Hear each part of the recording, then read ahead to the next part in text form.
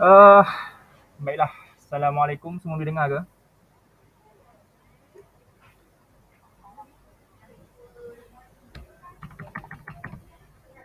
Tak jelas lah suara korang. Hello? Saya tak ada earphone lagi. Nanti saya upgrade ada earphone nanti. Okey, dengar eh.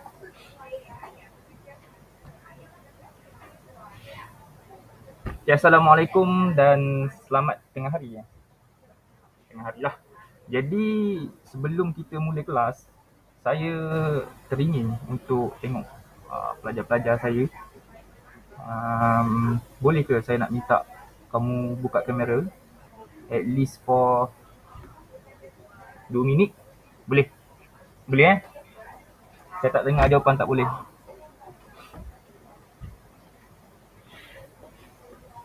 So saya bagi awak ready 2 minit juga. So nanti 7 minit, 8 minit lah. 8 minit dah ada kamera yang terbuka. Boleh? Okay. Take your time and bersedia.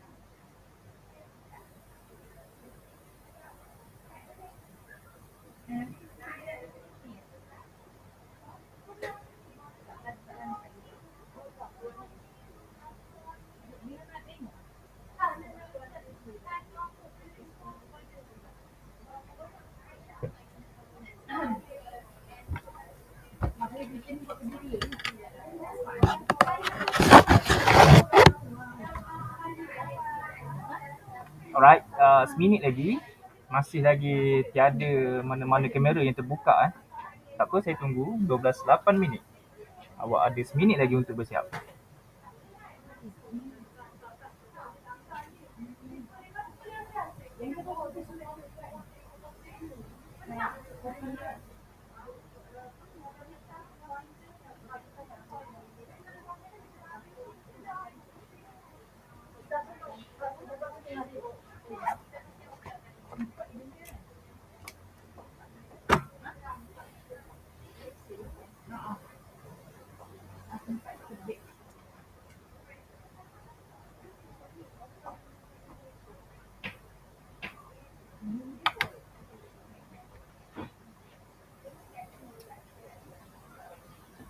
Alright. So yang buka kamera kat sini yang saya boleh tengok tu Wan Nur Dia. Dia kan namanya kan? Nur Dia. Dengan Nur Famirah. Nur Famirah. Dua orang saja ya.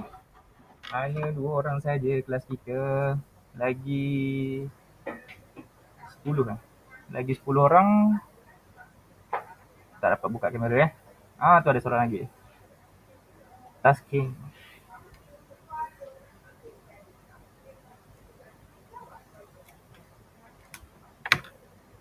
Yang tutup lagi.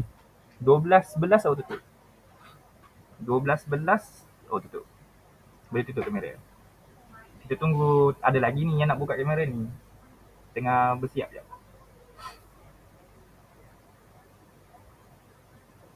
Tu siapa tu? Bottom. Apa nama awak sebenarnya? Bottom. Ha? Apa yang tak dengar? Dah paling kuat dah ni. Kamu jelas je kan dengar suara saya kan?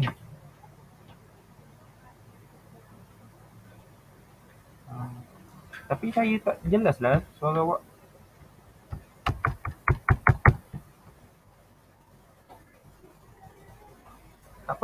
Apa, tidak mengapa. Kita pergi kepada agenda utama kita. Tu Mai Sarah seorang lagi.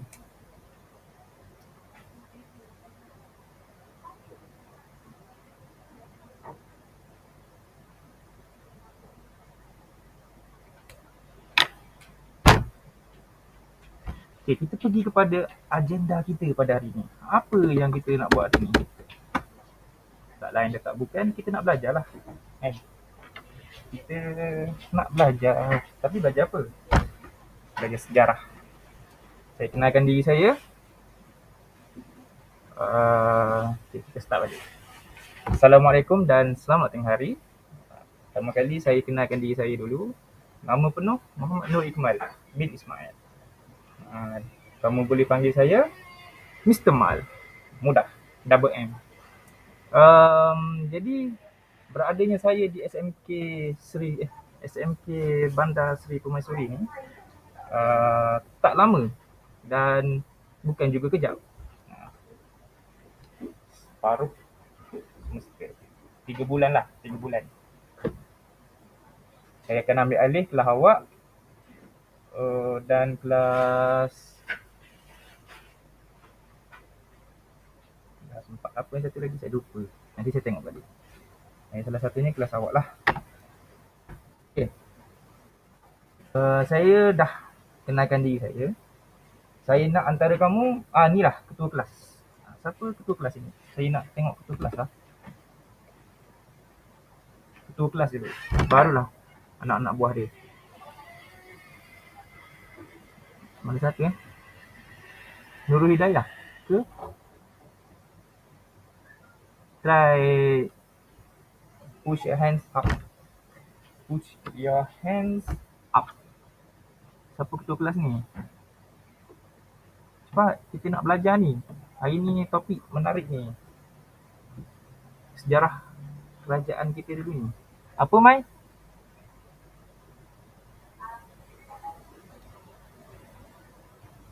Alah, kenapa ni? Tak dengar. Kacau ni, kacau.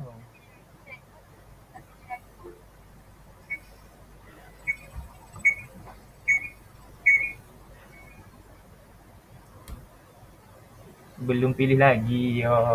Okey. Tidak apa, tidak mengapa. So, tak ada ketua kelas lah. Siapa ni yang cakap ni? Saya pun nak borak dengan korang pun, saya pun tak dengar sangat suara. Saya dengar samar-samar saja. Jadi kita teruslah ke kita punya kelas hari ni. Okey. Apa yang kita nak belajar hari ni? Hari ni kita akan belajar mengenai apa? Mengenai warisan negara bangsa. Sebelum tu saya nak tanya, siapa yang pernah dengar ayat ni? Saya rasa semua pernah dengar kan? Biar mati anak, jangan mati adat. Biar mati anak, jangan mati adat. Siapa pernah dengar? Mai Sarah lagi? Belum dengar lagi. Mai seorang je yang pernah dengar. Lagi 12 orang lagi ni. Raihan, Izzati, Mai. Lagi bottom ni try tulis nama awak. Saya tak tahu, takkan saya nak baca bottom kot. Aina Farisya, Nurul Hidayah pernah, Nur Famira pernah, Alia Maisarah pernah. Okey. Disebabkan nama Alia Maisarah ni yang paling latest sekali, saya nak tanya Alia Maisarah.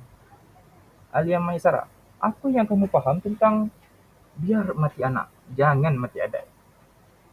Cepat. Alia, mana Alia? Alia Maisarah kan namanya kan?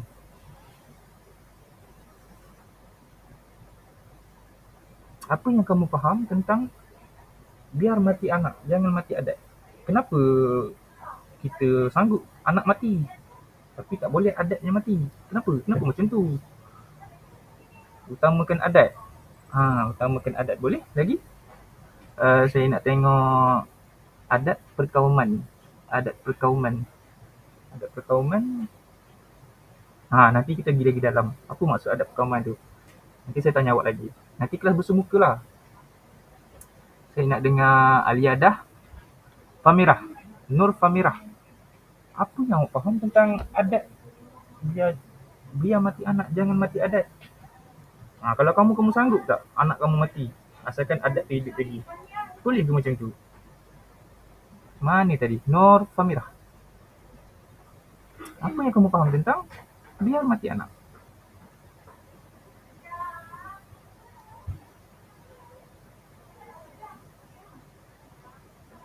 Hmm? Hmm? Tak boleh? Tak ada respon? Mana Famirah tadi? Ke awak cakap saya tak dengar? Oh, tak tahu. Tak apa. Okay. So, saya bagi tahu. Biar mati anak, jangan mati adat. Ini merupakan ayat yang sangat dalam lah untuk awak faham. Dan ia kenalah dengan tajuk kita pada hari ini. Iaitu mengenai warisan negara bangsa. Negara bangsa mana? Negara bangsa kita lah. Jadi biar mati anak, jangan mati adat ni maksudnya. Kan? Kalau kamu tengok, kamu tak ada anak lagi tapi. Okay, kalau kamu tengok adik kamu lah. Adik kamu makan guna tangan kiri contohnya. Makan guna tangan kiri. Marahlah dia. Cakap, dah pesan kan jangan makan tangan kiri. Makan tangan kanan. Maksud mati kat sini. Kamu marahlah anak kamu. Marahlah adik-adik kamu. Supaya kita terjaga. Adat kita terjaga. Adab kita terjaga. Adat kat sini juga kita merujuk kepada macam mana kita jalankan kita punya budaya. Daripada zaman ke zaman. Daripada abad ke abad. Dan adat itu kekal sehingga sekarang. Kalau adat tu mati, maka hilang jati diri. Jadi bila kita baca ayat dia mati anak jangan mati adat, kita kena luaskan kita punya pemikiran. Kita kena luaskan kita punya imajinasi. Sebab ni takkanlah orang dulu sanggup bunuh anak mereka. Takkanlah kan. Okay.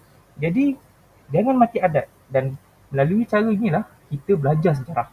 Kita belajar sejarah pasal apa? Pasal warisan negara bangsa.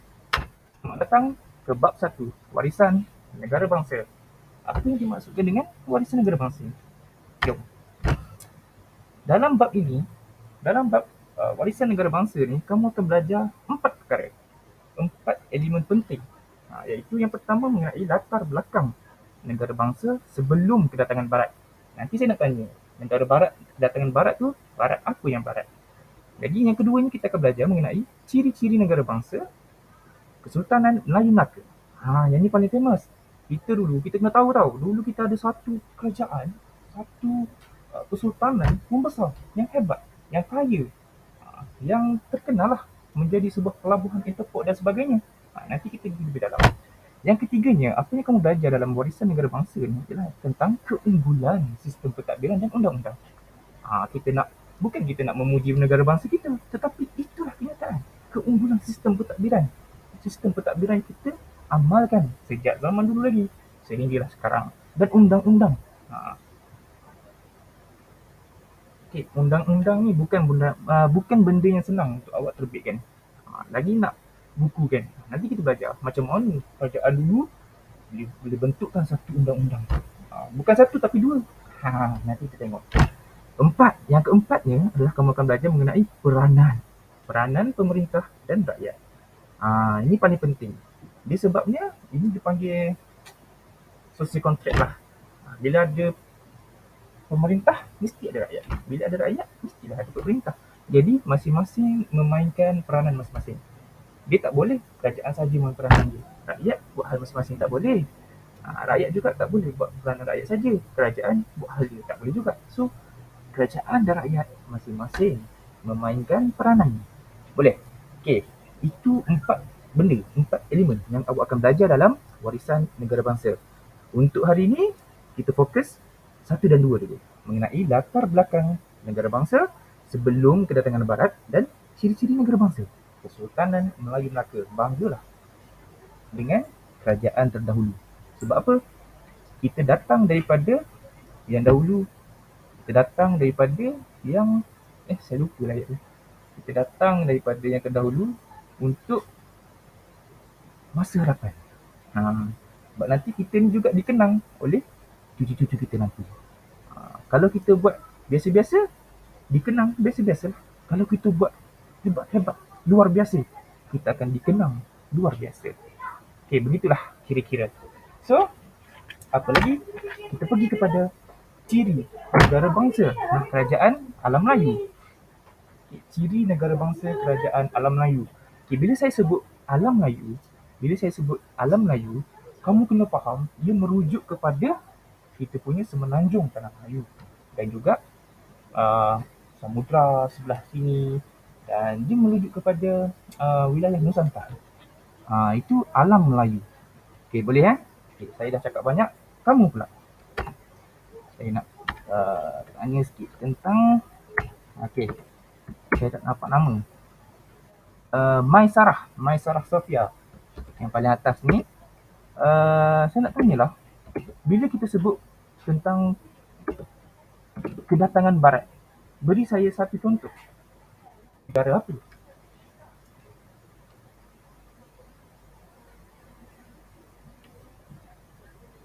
Fatin tak masuk sebab ada masalah. Fatin tak apa.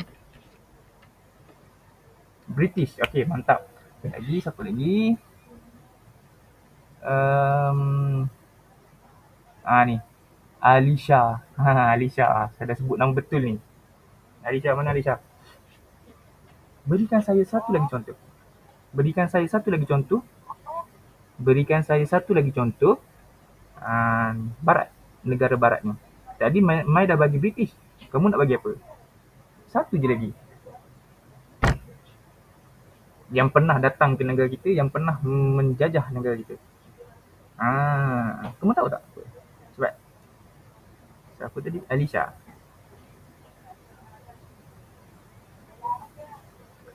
Saya rasa better kamu type lah. Sebab saya punya mic ni ada problem. Saya punya speaker ni. Jepun, Belanda. Okey. Kalau jawapan kat sini, British, Jepun dan Belanda.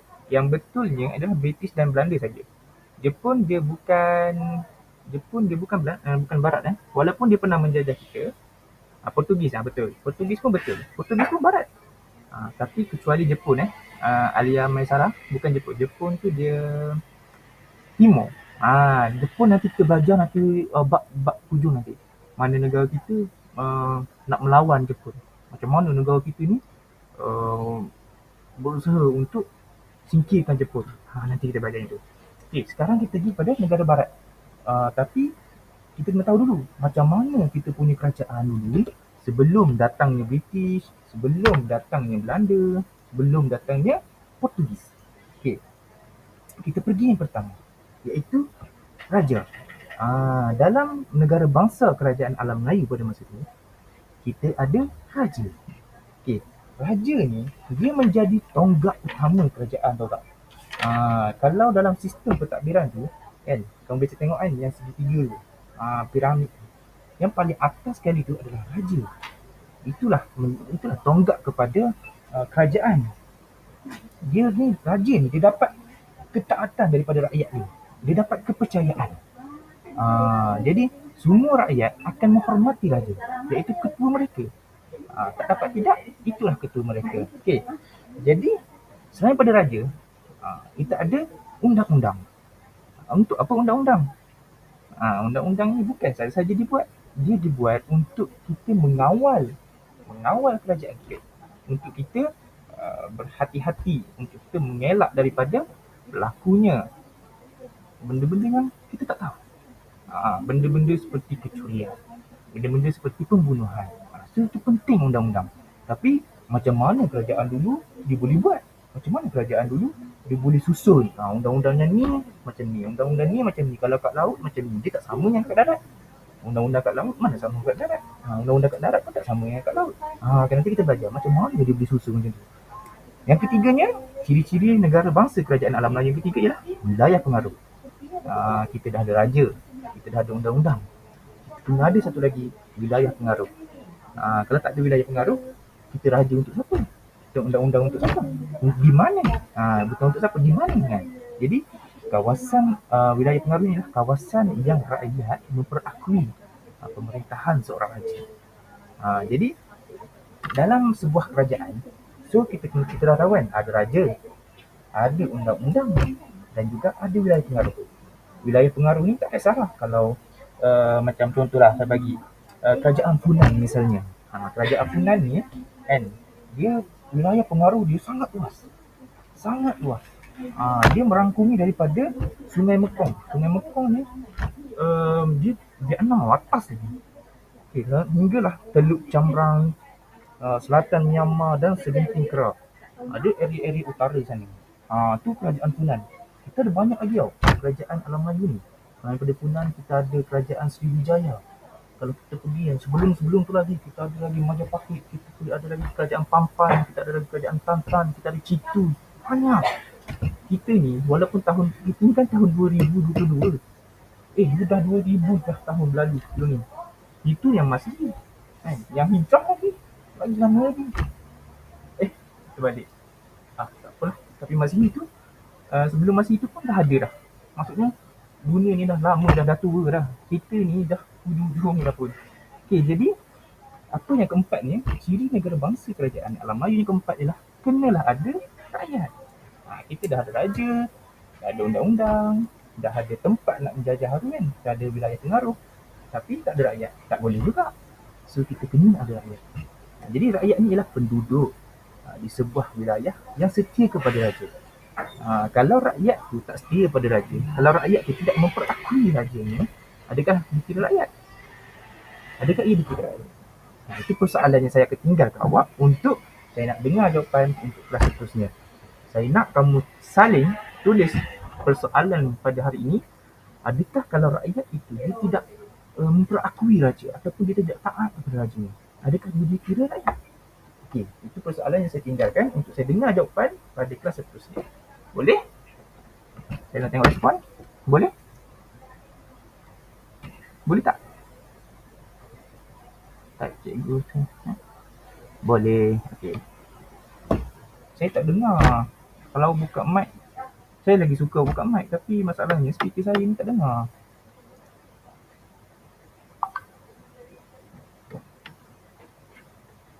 Okey, mantap. Sekarang kamu kena ingat, kamu tampal dalam kepala kamu ada 4 ciri negara bangsa kerajaan alam Melayu. Ini sebelum kedatangan barat tau. Ada raja, kita ada undang-undang, kita ada wilayah pengaruh dan kita ada rakyat. Yang paling penting tu rakyat. Tak ada raja, tak apa lagi. Tapi tak ada rakyat, siapa nak jadi raja? Jadi itulah ciri-ciri negara bangsa kerajaan alam Melayu sebelum kedatangan barat. Dan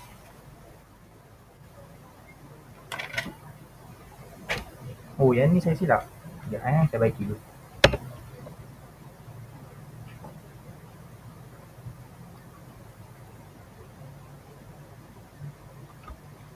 Dah tak ada sebelum dah. Alright. Ini pula ciri-ciri negara bangsa Kesultanan Melayu Melaka. Ini zaman Kesultanan Melayu Melaka ni dia ada plot twist. Dia ada 2 zaman. Zaman sebelum kedatangan barat dan zaman selepas kedatangan barat.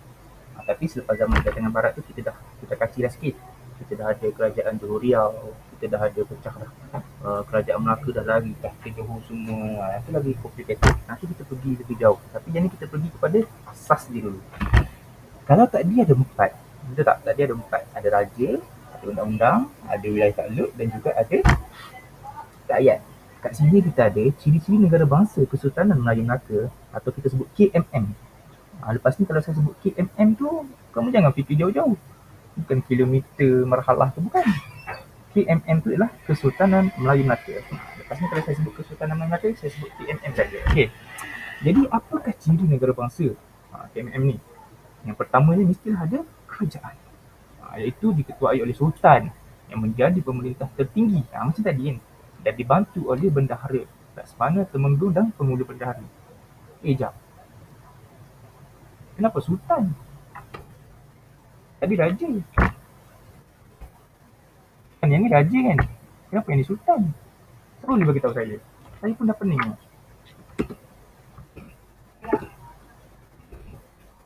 Saya nak random lagi dah. Laju ke? Okey, tak apa. Saya slow ke sikit. Saya nak random lagi lah. Saya nak tengok saya nama. Ni nama ni saya tak pernah nampak lah. Aina Farisha. Aina Farisha. Ada ke kamu? Kalau ada kamu cek ya. Saya rasa kalau kamu saya tak dengar nanti. Ya saya. Okay. Aina Farisha.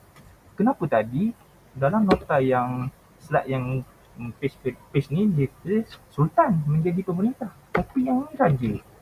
Yang sebelum tu bangsa kerajaan alam Melayu tu raja. Apa beza dia raja Sultan ni? Aina boleh bagi tahu saya tak? Ke Aina pun tak tahu? Kalau Aina pun tak tahu, saya pun tak tahu. So, macam mana kita nak tahu? Peranan sama ke cikgu? Peranan dia sama. Tapi gelaran dia tak sama. Kenapa? Yang tu panggil raja. Tiba-tiba sultan pula. Tadi kan kita belajar raja. Siapa boleh tolong Aina? Siapa boleh tolong Aina? Kalau tak ada orang boleh tolong Aina, saya yang buat awak dia tolong dia. Saya baca nama. Siapa Kenapa tak ada lelaki Ke kelas awak ni memang tak ada lelaki?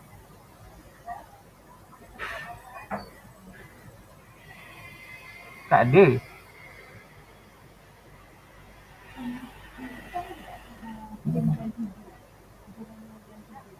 Oh, tak ada lelaki.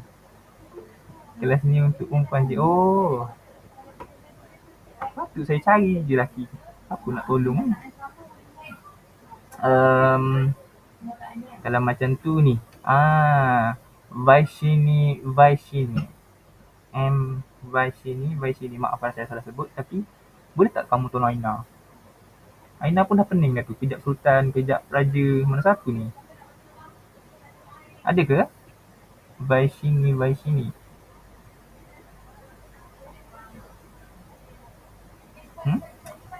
Hello? Tak ada Okay, kalau tak ada, tak apalah. Saya bagi tahu. Apa rahsia dia? Apa fakta di sebalik ni? Sebelum adanya sultan di tanah Melayu, kita ada raja dulu. Peranan yang sama, ketua negara, menjadi tonggak kepada pemimpinan. Tapi zaman raja, kita masa tu bukan Islam lagi. Islam bukan lagi nama saya Vaihini, anak perempuan Mohana Sundaram. Oh, Vaishini. Okay. Sorry. Jadi masa Islam belum datang lagi pada zaman Kesultanan Melayu Melaka, masa tu Sultan Mahmud kan, kita panggil raja dulu. Raja Paramiswara tersebut kan, Raja Palembang. Kita tak panggil sultan lagi tau. Bila kita dah terima Islam, bila raja dah terima Islam, barulah kita tukar nama raja tu kepada sultan. Tapi bukanlah, kalau yang raja ni bukan Islam, bukanlah macam tu. Sebab sekarang pun ada raja, contohnya di Perlis. Perlis tak pakai sultan, orang pakai raja. Jadi bukanlah nak cakap Perlis bukan Islam, bukan juga. Tapi kita menggunakan istilah-istilah yang lebih Islam dah. Sebab kita dah Islamisasikan kita punya kerajaan. Okay, semua faham kat situ kan? Kenapa sebelum ni raja, tiba-tiba jadi sultan? Itu dah jawapan dia. Iaitu apabila kita menerima Islam dalam kita punya kerajaan. Boleh semua Kalau boleh, saya nak awak reply ramai-ramai K je. K saja. Saya tak nak boleh panjang. Letih saya nak baca. K saja. Banyak. Tapi jangan nama sama, nama lain-lain lah. K. Jangan bagi dia putus. Alright, okay, cantik. Jadi, itu barulah. Baru satu.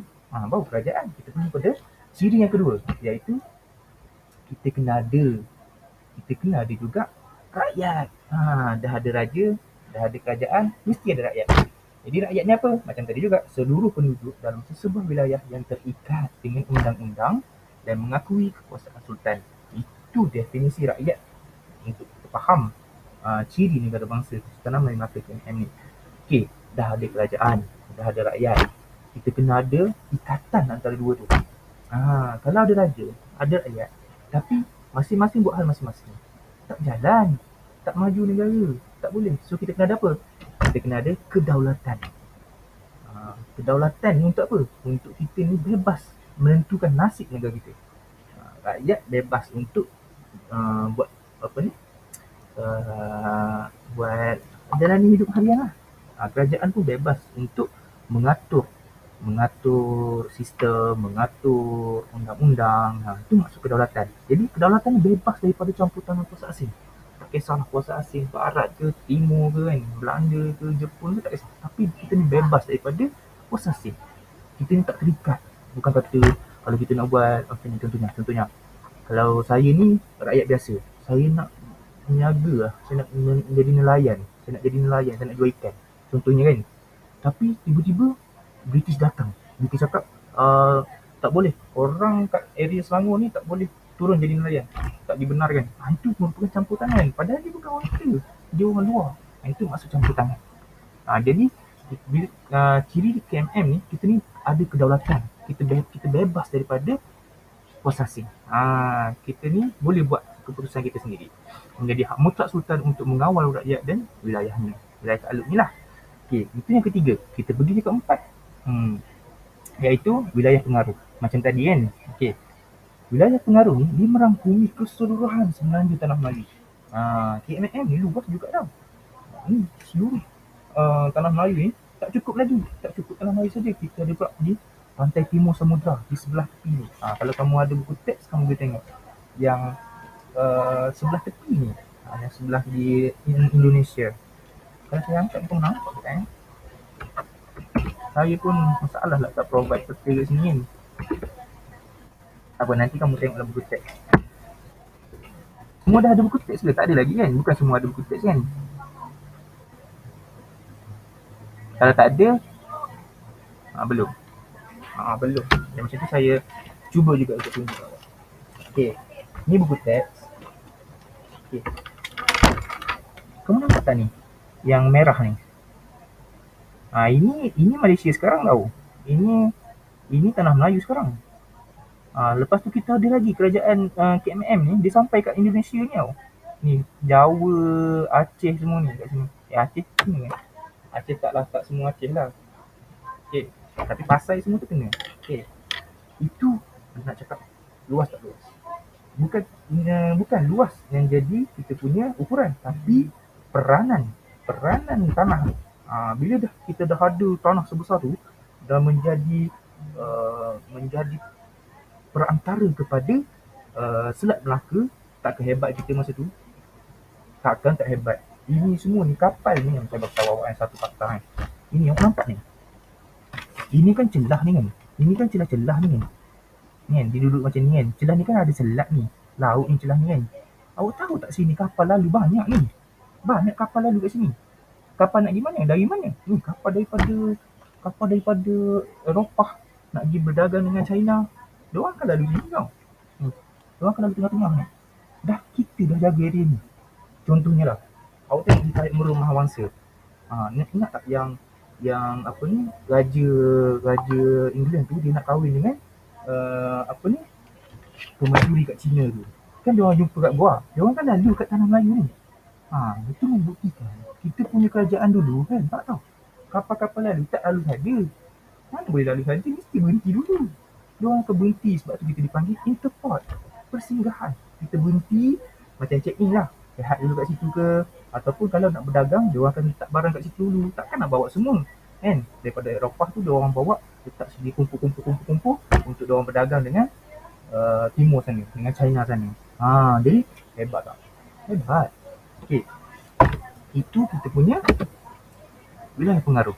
Okey, undang-undang. Ini yang saya cakap. Undang-undang bertulis yang dipengaruhi hukum adat.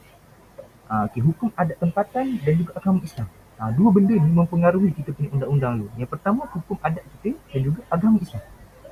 Dan undang-undang ni diguna untuk mengukuhkan kerajaan dan untuk melindungi rakyat. Itu penting undang-undang tau. Kalau tak ada undang-undang, jangan kata rakyat je yang sakit. Kan? Kerajaan pun sakit. Kalau tak ada undang-undang. Sebab apa? Sebab kita ni tak terkawal. Kita ni bebas. Contohnya saya rasa macam nak pakai duit lebih. Ataupun rasa macam nak makan sedap tak malam ni. Saya pun pergi curi lembu 2 ekor. Ni lembu Pak Leman ni. Nampak dia lepas merata je lembu tu, saya ambil. Sebab apa? Sebab tak ada undang-undang. Jadi apa jadi kesannya? Kesannya itu kalau saya seorang, kalau dah 10 orang fikir macam tu, tak ke muflis nanti. Tokan-tokan lembu tu. Okey. Itu pentingnya undang-undang. Nah, nanti kerajaan pun sakit lah kata ada undang-undang. Tapi pentingnya kat sini, hebatnya kat sini PMM dulu. Kita boleh susun tau. Kita boleh susun undang-undang. Malah kita ada dua undang-undang. Kita ada undang-undang kanun undang-undang laut dan juga undang-undang kanun Melaka. Itu yang kat laut, itu ini yang kat darat. Dua undang-undang yang berbeza. Okey, kita dah ada kerajaan, kita dah ada rakyat, kita ada kedaulatan, kita ada wilayah pengaruh, kita ada undang-undang dan paling last sekali ialah kita ada lambang kebesaran. Ah, kalau raja pun berpakaian seperti rakyat biasa, mana lambang kebesaran dia? Mana lambang yang kita memberi daulat kepada dia? So, kita kena ada alat regalia, kita kena ada warna yang istimewa untuk raja, kita kena ada bahasa yang sesuai digunakan di istana, kita kena ada undang-undang yang mematuhi syarat-syarat dengan raja semua ni, dan kita kena ada adat istiadat. Malah kita kena ada simbol. Simbol untuk apa? Simbol kedaulatan sultan kita. Ah, Walaupun kalau sekarang kamu fikir, sultan apa je peranan sultan, buat apa je kan? Goyang-goyang kaki makan nasi kat istana. Jangan fikir macam tu, salah tu. Tak ada sultan, huru hara kita.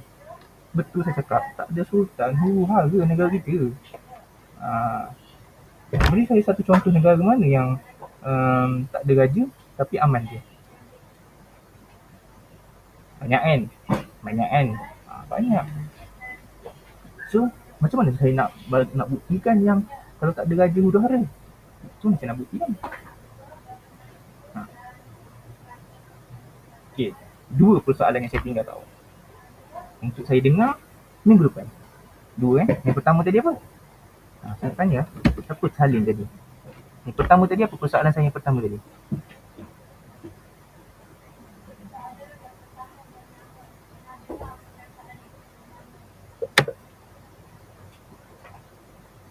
Tak ingat. Tak ada yang tulis ke tadi? Ada ni, takkanlah 13 orang ni tak ada yang tulis pun. Tadi satu je salah sana.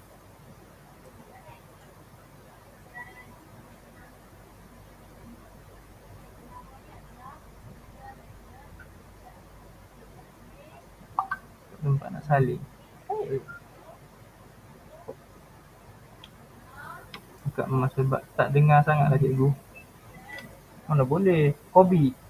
Saya takut. Saya takut COVID. Tak dengar saya kuatkan sikit suara saya. Boleh? Kat mana tadi tu? Lambang kebesaran. Okey. Lambang kebesaran. Okey.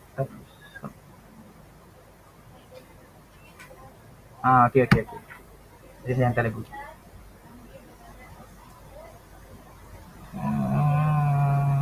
Alright. Nanti saya hantar lagu. Okey. Kita pergi kepada lambang kebesaran tadi. Lambang kebesaran ni apa? Apa contoh lambang kebesaran? Saya dah baca tadi. Ada kita ada apa tadi? Simbol, kita ada warna istana warna kuning tu kan. Kita cakap kenapa lah kita punya raja ni pakai baju warna kuning saja. Dan itu adalah warna istana. Dan kita ada bahasa istana. Mana sama dengan bahasa kat luar. Biasalah tu kita nak meraihkan. Sebab apa? Sebabnya raja ni menjadi kita punya sandaran. Penting peranan raja. Nanti kita baca apa peranan raja, kenapa kena ada raja ni. Jadi banyak lagi yang kita kena belajar. Dalam bab ni pun tak habis lagi, baru belajar dua kan, ada dua lagi. Nanti kita belajar peranan rakyat, peranan pemerintah, peranan yang diperintah. Okey, jadi itu 6 ciri negara bangsa Kesultanan Melayu Melaka. Yang pertama ialah kerajaan, yang kedua ialah rakyat, yang ketiga adalah kedaulatan, yang keempat adalah wilayah pengaruh, yang kelima undang-undang, dan yang keenam adalah lambang kebesaran. Okey, ingat, dekat dalam kepala kamu yang ciri-ciri KMM ni ada 6. Manakala ciri-ciri negara bangsa alam Melayu ada 4. Apa beza dia? Saya dah cakap tadi kan, bila sebut kerajaan alam Melayu, dia ni sebelum sebelum Kesultanan Melayu Melaka. Kesultanan Melayu Melaka kan 1415. Ini yang sebelum lagi ni. Sebelum ada kerajaan Melayu Melaka, kita ada Palembang lagi, kita ada Majapahit lagi, kita ada Sriwijaya lagi. Banyak lagi. Kita ada Funan lagi. Okey, jadi itu yang dimaksudkan dengan kerajaan alam Melayu. Kemudian barulah ada Kesultanan Melayu Melaka. Okey. Jadi kita pergi kepada pengukuhan. Saya kena dengar daripada kamu pula. Kan? Kalau laju tak apa, saya slowkan lagi. Sekarang ni kamu tengok dulu slide saya ni. Kamu tengok, kamu perhatikan betul-betul ciri-ciri negara bangsa alam Melayu dengan ciri-ciri negara bangsa Kesultanan Melayu Melaka. Okey. Sebelum saya pergi kepada soalan pengukuhan. Okey.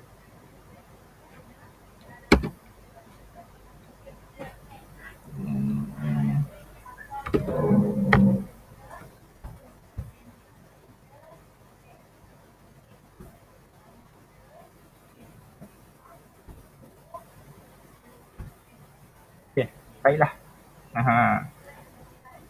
Kita uji minda dulu. Kita uji memori awak dulu. Okey. Saya akan random saja. Raihan Izzati. Raihan Izzati. Nyatakan 4 ciri negara bangsa kerajaan alam Melayu. Okey, bagi saya satu. Cepat saya nak tulis.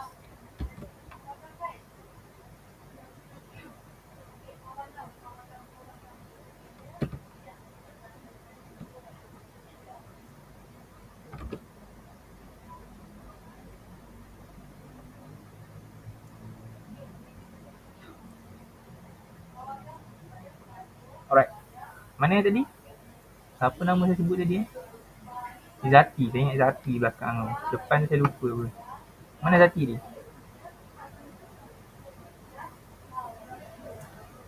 Nyatakan 4 ciri negara bangsa kerajaan alam Melayu.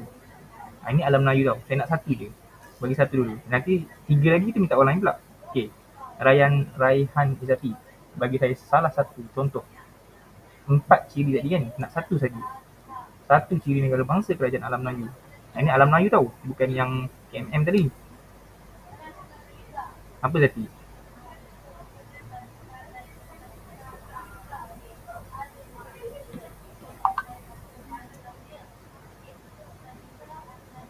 But we don't have enough time. Boleh tak Zati?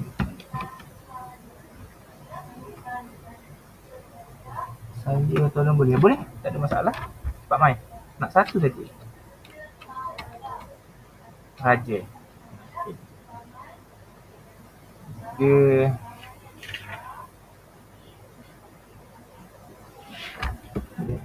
boleh. Raja. Okey. Lagi? Kerajaan tu yang satu lagi kan. Kerajaan ni satu lagi. Lagi? Aina bagus. Undang-undang. Dah ada raja, dah ada undang-undang. Undang-undang. Lagi? Bagus. Rakyat. Ni ada rakyat. Nanti raja nak apa ni? Nak memimpin siapa kan? Wilayah pengaruh. Betul. Wilayah pengaruh. Jadi ini je 4 tu. Ini je. Ini memang famous lah ni SPM ni. Memang keluar lah ni 4 ciri negara bangsa kerajaan alam Melayu. Sebab raja, undang-undang, rakyat, wilayah pengaruh. Senang je 4 ni. Okey, tapi ingat tak ingat je lah kan. Ini 4 ciri negara bangsa. Okey, kamu dah berjawab. So, saya pergi kepada soalan seterusnya. Okey, jadi awak kena padankan dia. Saya besarkan dulu Okey. Kalau ni kalau saya dengar awak punya mic lagi best. Sebab kita boleh main tarik-tarik ni tau. Tapi sekarang saya tak dengar. Nanti saya akan upgrade saya punya equipment ni. Tak tahu kenapa speaker saya hari ni. Okay, alright. Saya pergi satu-satu. Siapa nak tolong saya padankan ni? Satu dulu. Saya kamu buka mic. Saya nak dengar juga. Saya cuba untuk dengar. Saya pergi dekat sikit.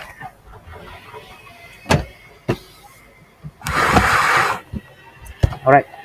So, 4 seorang tolong saya. Saya nak letak mana rakyat ni? Rakyat ni saya nak letak kat mana?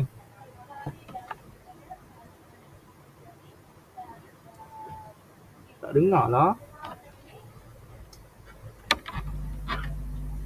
Ini Kesultanan Melayu Melaka tau. Atas yang mana? Kiri ke kanan? Ini. Ini ke? Kat sini? Kiri. Sini Okey. Saya akan baca. Rakyat ni apa? Sekejap Salah lah.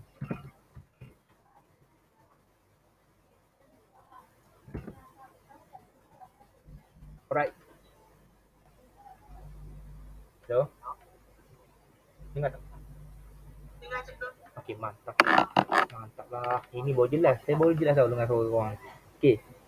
Yang ni rakyat kat sini Okey. Tak cukup. Tak cukup kamu tolong saya. Kamu kena tolong baca pula. Saya sejak semenjak ni jadi tak pandai sangat membaca. Okey, ramai-ramai baca untuk saya. Rakyat ni apa? Awak seorang je. Siapa ni? Mana Acik? Kan? Awak seorang je baca ni. Mana lagi yang mamai? Okey, cepat. Mana lagi? Kawan-kawan kamu. Panggil kawan kamu. Okey. Ni lah.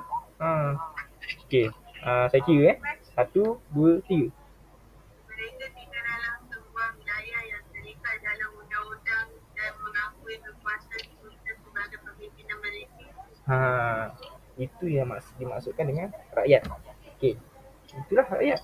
Jadi kamu tolong saya pula yang ni. Yang ni. Ni. Lambang kebesaran ni. Saya nak letak kat mana ni?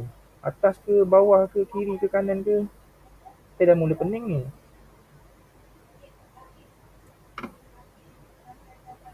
Saya nak letak kat sini. Ataupun sini. Sini kan? Ni sini, betul? Sini bukan sini ke? Kebesaran. Kebesaran dengan keluasan. Tak sama ke ni? Bukan? Yang ni Sini Awak semua. Kalau saya cakap sini pun juga ni. Ini kan? Nama kebesaran kan? Kebesaran. Okey. Apa ni? Kebesaran. Betul tak saya baca kebesaran?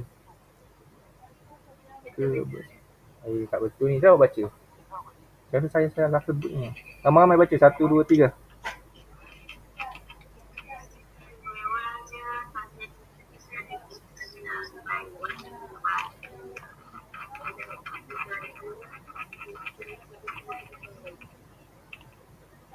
Bolehlah. Diterima lah. Apalah. Nanti dalam kelas nanti minggu depan, memang saya nak dengar semua bunyi. Okey. Ni apa ni? Wilayah persekutuan pengaruh Wilayah pengaruh Okey, apa ni? Wilayah pengaruhnya letak kat mana? Ni kan? Ya kot. Kenapa ada kot? Mana boleh? Nanti kalau dalam exam, soalan subjektif, kamu dah isi-isi, belakang sekali dalam kurungan, kot. Mana ada macam tu? Kat mana ni? Tolong saya. Bawah kanan Sini. Apa ni? Dia tulis apa ni? Dia menerima pengaruh daripada hukum adat serta agama Islam bagi memastikan kesejahteraan negara. Yes. Jadi wilayah pengaruh ni ialah di mana kawasan tu diorang ni menerima tau. Diorang ni menerima pengaruh daripada hukum adat serta agama Islam bagi memastikan kesejahteraan negara. Betul tu? Awak rasa betul tak ayat tu? Sekali lagi saya ulang Jadi wilayah pengaruh ialah dia menerima pengaruh daripada hukum adat serta agama Islam bagi memastikan kesejahteraan negara. Betul? Mana betul? Salah lah. Salah ni wilayah pengaruh ni. Wilayah pengaruh ni. Kat mana sepatutnya?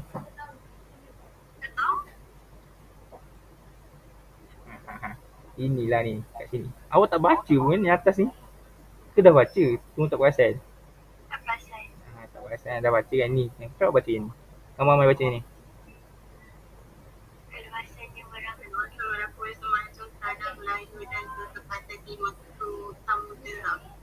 So yang ni ke yang ni? Alah. Alah, yang ni Yang ni lah. Tengok ni, wilayah pengaruh ni. Kau tengok ayat dia ni. Luasannya merangkumi sebenarnya tanah Melayu dan juga pantai timur samudra. Macam yang saya sebut tadi. Wilayah pengaruh dia ni daripada tanah Melayu sampailah ke pantai timur samudra tadi yang saya sebut celah-celah tu, yang apa ni, yang kapal lalu tengah-tengah tu, Selat Melaka tu, ingat tak? Ni sudah wilayah pengaruh. Okey, jadi jadi yang bawah ni untuk apa? Ia menerima pengaruh daripada hukum adat serta agama Islam. Ada yang saya sebut macam ni tadi. Saya sebut benda ni dia dipengaruhi oleh dua benda, iaitu adat dan juga agama Islam. Saya sebut macam tu tadi masa saya ngajar. Yang mana satu ni? Undang-undang ke, kedaulatan ke, kerajaan? Kedaulatan.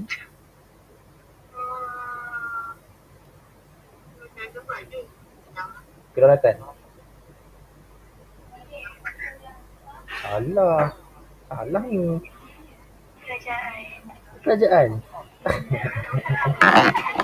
Oh, macam tu Kalau bukan kedaulatan je kerajaan macam tu. Mana boleh. Padahal ni undang-undang nak tinggal mana? Undang-undang lah. Kita dah cakap, kita bentukkan undang-undang kita melalui dua benda tadi tau. Melalui hukum adat dan juga agama Islam. Sebab Islam pun ada hukum haram halal semua tu kan. Daripada situ lah kita bentuk undang-undang. Contohnya mencuri tu haram ke halal? Haram. So dalam undang-undang kita mencuri tu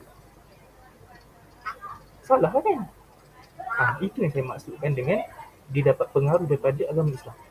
Contohnya lagi, Islam melarang kita untuk berfoya-foya, minum arak. Betul? Jadi undang-undang kita masa tu pun melarang juga benda tu. Itu yang saya maksudkan dengan menerima pengaruh daripada agama Islam. Dan juga adat. Okey. Nampak? Faham tak? So, takkanlah saya nak letak apa tengah masuk kat kerajaan kat sini kan? Kerajaan. Ia menerima pengaruh daripada hukum adat serta agama Islam memastikan kesejahteraan negara. Ada yang lagi sesuai untuk dia, ada lagi sesuai untuk kerajaan ni. Kerajaan ni kat mana? Nak kat mana? Ada dua lagi. Atas ke bawah? Bawah kan? Sini okey, apa ni? Baca, Mamai.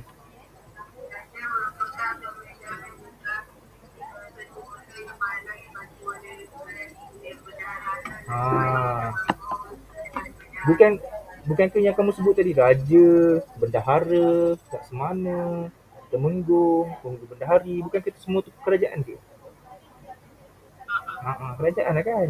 Jadi ini dekat kerajaan. Dan yang last kali ni adalah kedaulatan. Okey. Mamai, cepat saya nak dengar. Saya dah tak pandai baca ni.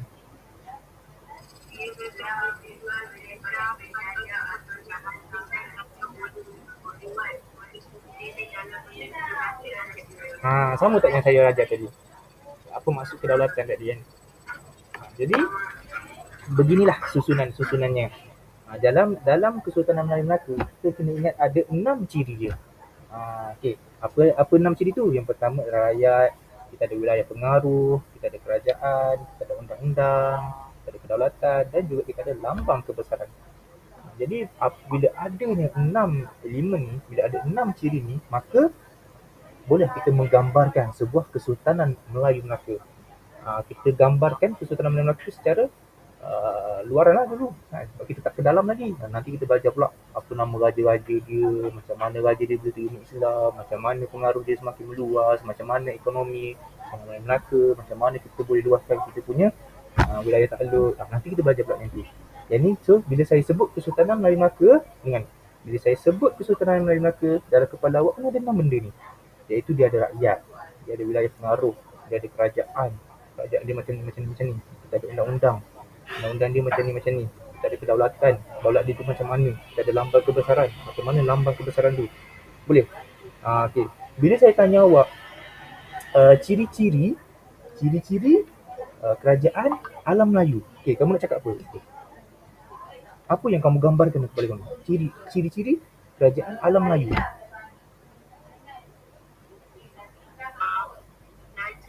Raja lagi?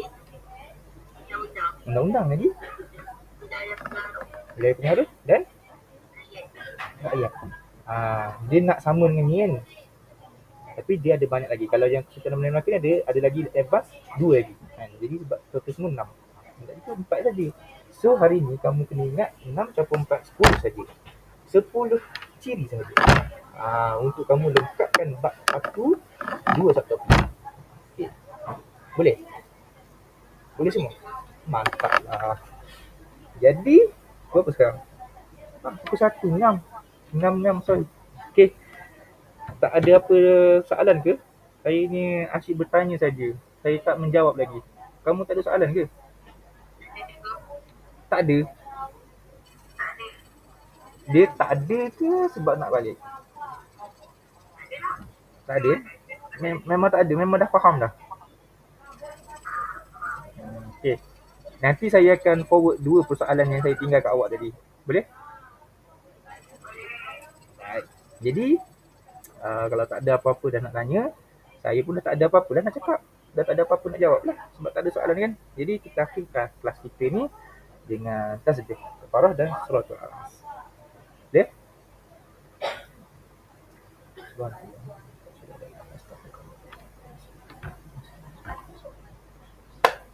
Jadi terima kasih semua sebab sudi hadir pada tengah hari ini, pada petang ini. Saya harap komitmen dan juga semangat daripada kalian akan kekal sehingga kita habis belajar di sekolah, habis belajar di universiti, habis belajar di kolej ke, habis semua benda, tapi kita kekal lagi dengan semangat yang sama. Dan juga kita masih lagi dahagakan ilmu. Nasihat saya, belajarlah sungguh-sungguh. Bukan untuk kamu nak kaya. Belajar bukan untuk nak kaya tau. Belajar untuk kamu nak kuatkan jati diri kamu. Nak suruh kamu ada, nak suruh kamu ada self self protect lah. Bila kamu ni belajar, selalu belajar, kamu latih diri kamu ni untuk jadi lebih peka dengan diri kamu sendiri. Okey. Jadi teruskan semangat kamu. Saya doakan semua terus sihat dan juga kekal bersemangat. Itu saja daripada saya. Assalamualaikum dan selamat tengah hari. Bye bye.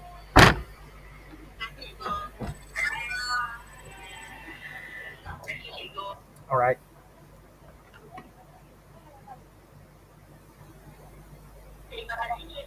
Sama-sama.